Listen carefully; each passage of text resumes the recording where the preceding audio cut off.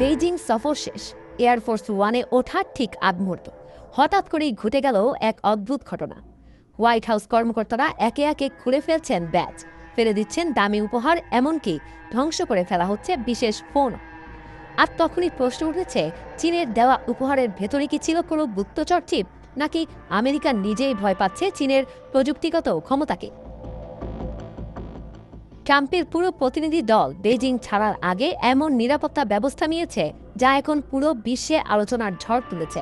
Report বলছে, president Donald ট্রাম্পের সফর সঙ্গীদের স্পষ্ট নির্দেশ দেওয়া হয়েছিল চীন থেকে পাওয়া কোনো জিনিস এয়ারফোর্স ওয়ানে তোলা যাবে না।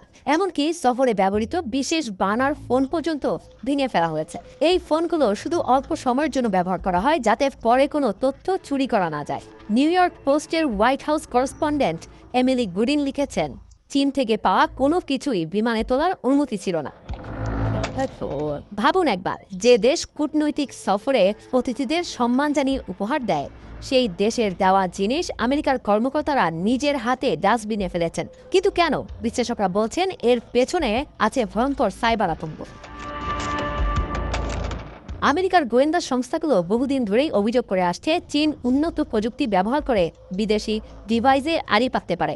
এমনকি বন্ধ ফোন থেকেও তথ্য সংগ্রহ করার সক্ষমতা রয়েছে বলে আশঙ্কা ওয়াশিংটনের। তাই এবার ট্রাম্পের সফরে ব্যক্তিগত ফোন, ল্যাপটপ কিছুই নিতে দেওয়া হয়নি কর্মকর্তাদের। সবাই ব্যবহার করেছে অস্থায়ী ফোন, আর দেশে ফেরার আগেই সেগুলো ধ্বংস। সেখানেই শুরু হয়েছে নতুন বিতর্ক।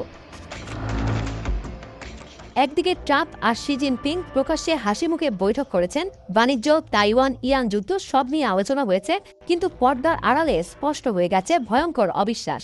এমনকি সাংবাদিকদের দাবি, ট্রাম্প টিমের সদস্যদের কোর্টে থাকা চীনা পিন পর্যন্ত খুলে ফেলতে বলা হয়েছিল। মানে পরিস্থিতি এমন দাঁড়িয়েছে, আমেরিকা এখন চীনের দেওয়া একটি ছোট্ট উপহারকেও নিরাপদ মনে করছে না। আর এই ঘটনা নতুন করে সামনে আনছে যুক্তরাষ্ট্র চীনের গুপ্তচর যুদ্ধের বাস্তবতা। ওয়াশিংটন বহুবার অভিযোগ করেছে, চীন সাইবার হামলা চালায়, তথ্য চুরি করে, এমনকি গুরুত্বপূর্ণ অবকাঠামোতে নজরদারি চালায়। অন্যদিকে বেইজিংও পাল্টা অভিযোগ করে, আমেরিকায় বিশ্বের সবচেয়ে বড় নজরদারি রাষ্ট্র। অর্থাৎ দুই পরাশক্তির সম্পর্ক এখন এমন জায়গায় পৌঁছেছে, হাসি মুখে বৈঠক হচ্ছে, কিন্তু বিশ্বাস নেই এক ফোঁটাও। সব মিলিয়ে এখন বড় প্রশ্ন, চীনের উপহারে কি সত্যি ছিল কোনো আড়িপাতার প্রযুক্তি, নাকি এটা শুধু আমেরিকার অতিরিক্ত সন্দেহ?